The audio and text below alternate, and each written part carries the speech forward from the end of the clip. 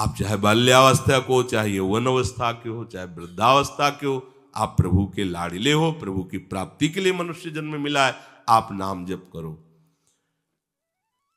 मनसा वचसा दृष्टया गृहतेन्यैरपीन्द्रियैः अहमेव न मत्तोन्यदिति बुद्धध्व मंजसा। मन से, वाणी से, दृष्टि से केवल भजन के कार्य करो। ये संसार भी भगवान का है, इसलिए इसमें जो कार्य करते हो भगवद अर्पित करो। बड़ा सहज स्वरूप भगवत प्राप्ति है।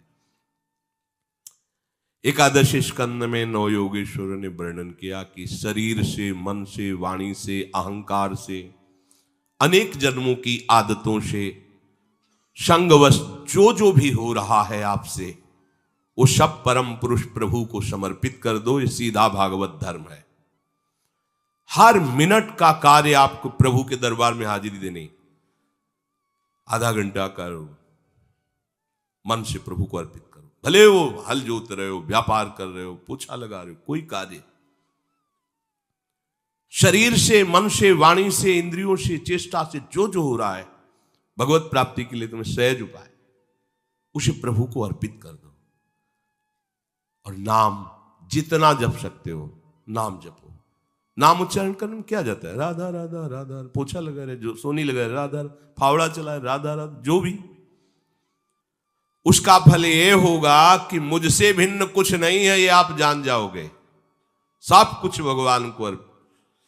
देखो, ये अग्नि में सामर्थ्य किसी और में से नहीं। चंदन डालो तो अग्नि में, विष्ठा डालो तो अग्नि में। तुम्हारे सारे शुभ अशुभ कर्मों को भगवत स्वरूप बनाने की सामर्थ्य एकमात्र समर्पण में है।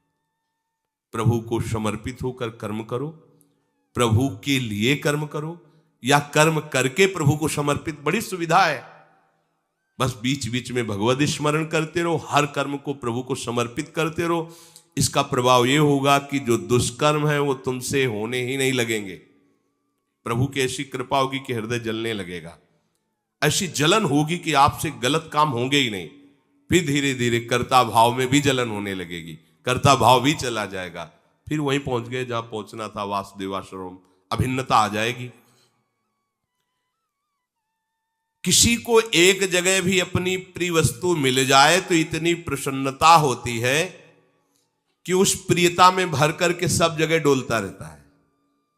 भाव ये कि जिस दिन कहीं एक जगह आपका भगवत भाव बन गया, गुरु में, शास्त्र में, धाम में, आचार्य में, नाम में, रूप में, लीला में, सेवा में, किसी एक जगह आपका पक्का भाव बन जाए, मतलब एक ही जगह हो जाए कि गुरु साक्षात पर ब्रह्म, अब इनके वचन के अनुसार सब जगह आपको वही अनुभूति हो जाएगी, क्योंकि चराचर में गुरु ही विराजमान है। एक जगह, अब तो नाम ही हमारे लिए सब कुछ। नाम पकड़ लिया, जो गुरु जी ने नाम दिया, नाम किसी एक जगह पकड़ लो।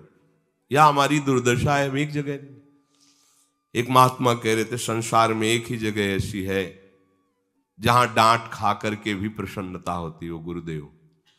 कौन तुम्हें डांटेगा? ऐसे तो लाज जूता झगड़ा झंझट संसार में बहुत हो रहे अपने स्वार्थ के लिए, लेकिन तुम्हें भगवत प्राप्ति हो जाए इसके लिए कौन तुम्हें डांटेगा?